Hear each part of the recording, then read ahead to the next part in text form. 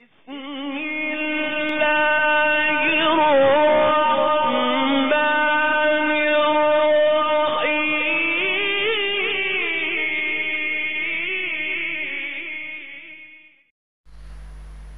اعوذ باللہ من الشیطان الرجیم بسم اللہ الرحمن الرحیم اللہم صلی علی محمد النبی الامی وعلی آلہ وسلم تسلیما رب اشرح لی صدری ویسر لی امری واحلل عقدۃ من لسانی یفقہوا قولی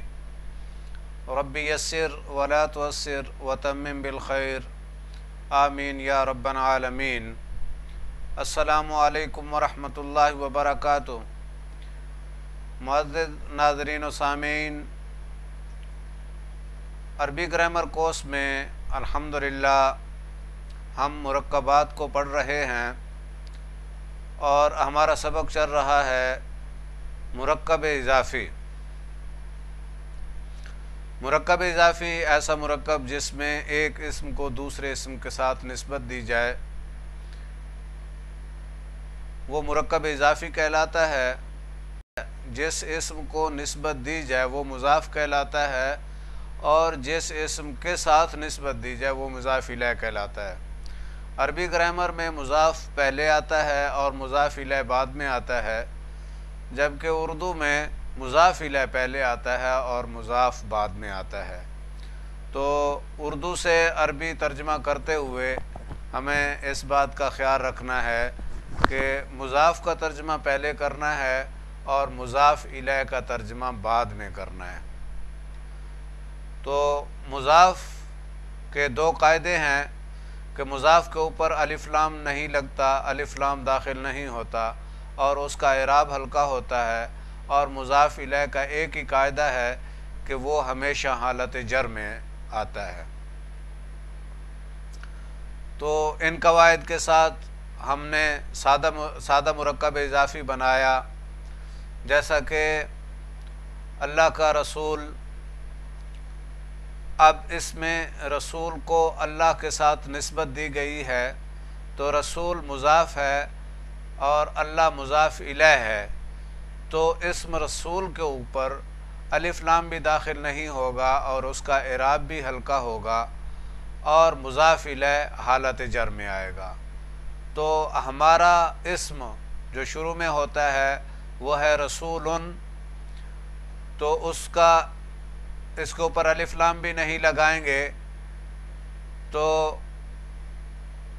اور اس کا اعراب بھی ہلکا کریں گے، تو اعراب ہلکا کرنے سے یہ بن جائے گا رسول۔ تو اللہ، اسم اللہ جو ہے یہ حالت جر میں آئے گا،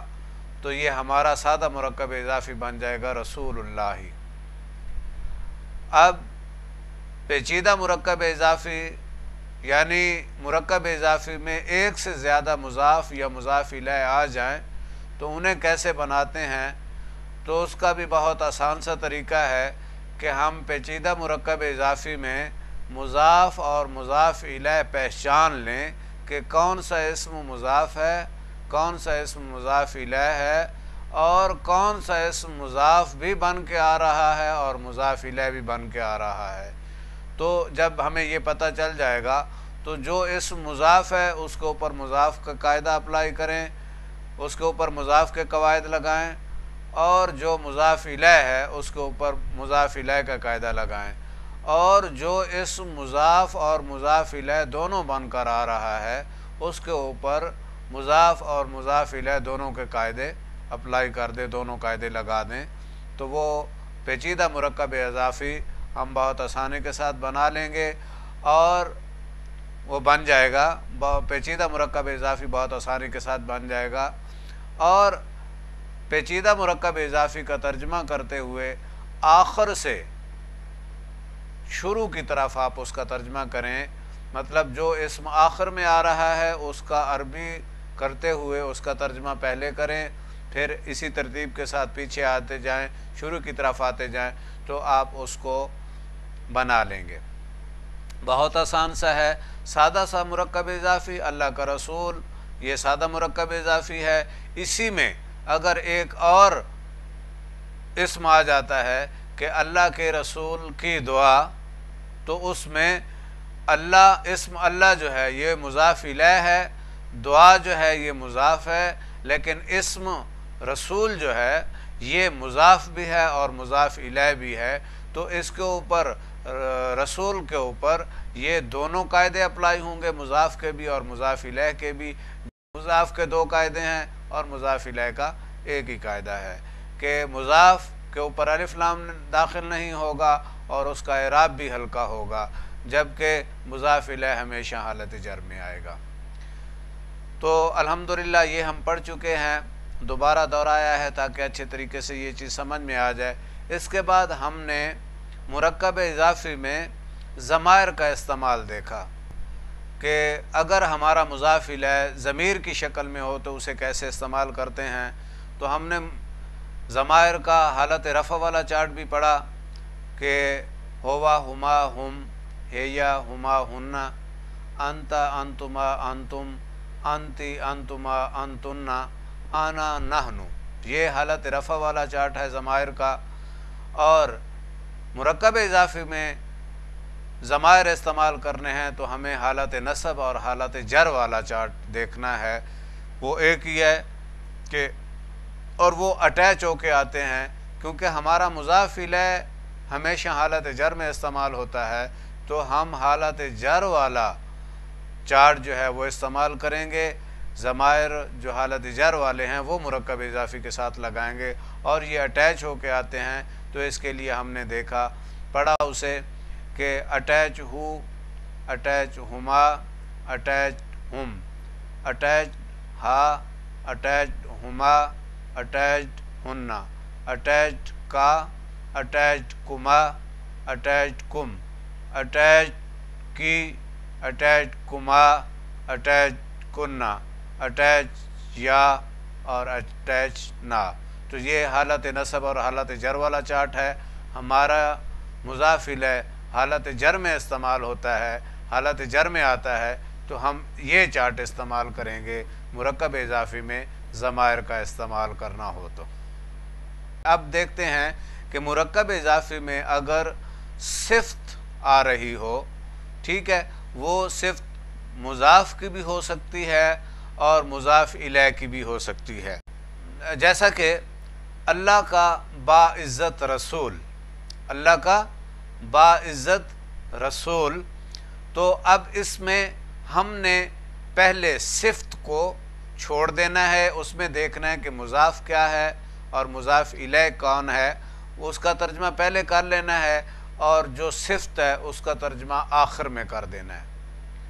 تو اب اس میں اللہ کا باعزت رسول، تو اس میں باعزت یہ صفت ہے، سادہ مرکب اضافی اللہ کا رسول، تو رسول اللہ، رسول اللہ۔ اب اس میں یہ دیکھنا ہے کہ صفت جو ہے وہ کس کی ہے، مضاف کی ہے یا مضاف الیہ کی ہے۔ تو یہاں پہ ہماری صفت جو ہے وہ مضاف کی ہے، اللہ کا باعزت رسول، تو باعزت رسول، رسول کی صفت آ رہی ہے، تو ہم اسے آخر میں اس کا ترجمہ کریں گے، اور اس کا ترجمہ بنے گا اللہ کا باعزت رسول، رسول اللہ الکریم۔ اب اگر مضاف الیہ کی صفت آ جائے، یعنی باعزت اللہ کا رسول، باعزت اللہ کا رسول، تو رسول اللہ الکریمی، رسول اللہ الکریمی۔ اب اس میں دیکھیں صفت جو ہے وہ اسم کے چاروں پہلوؤں کے اعتبار سے موصوف کے تابع ہوتی ہے، موصوف کے مطابق ہوتی ہے۔ جو کچھ موصوف ہوتا ہے جنس، عدد، وسعت اور اعراب کے اعتبار سے وہی کچھ جو ہے وہ صفت ہوتی ہے۔ تو اس میں صفت کے چاروں پہلوؤں کا خیال کرتے ہوئے جس اسم کی صفت آ رہی ہے اس کے ساتھ آپ اس کا وہ کر دیں، ترجمہ کر دیں۔ تو یہ اس کے ساتھ بہت آسان سا ہے کہ پہلے جب مرکب اضافی میں اگر کسی اسم کی صفت آ رہی ہے تو آپ پہلے سادہ مرکب اضافی بنا لیں، اس کے بعد صفت کا آخر میں ترجمہ کر دیں، ٹھیک ہے۔ تو یہ دھیان رہے کہ یہ صفت مضاف کی ہے یا مضاف الیہ کی ہے۔ اگر مضاف کی ہے تو اس کے مطابق، کیونکہ مضاف جو ہے وہ حالت رفع میں آ سکتا ہے، حالت رفع میں آ سکتا ہے، حالت نصب میں بھی آ سکتا ہے، حالت جر میں بھی آ سکتا ہے، لیکن مضاف الیہ جو ہے وہ ہمیشہ حالت جر میں ہونا ہے۔ تو اس کے مطابق ہمیں اسی کے ساتھ مطلب یہ جب ہم اس کو دیکھیں گے تو یہ ہماری مطلب ہمیں سمجھ میں آ جائے گا کہ رسول اللہ الکریم، رسول اللہ الکریم، تو اب یہ الکریم ادھر رسولو ہے،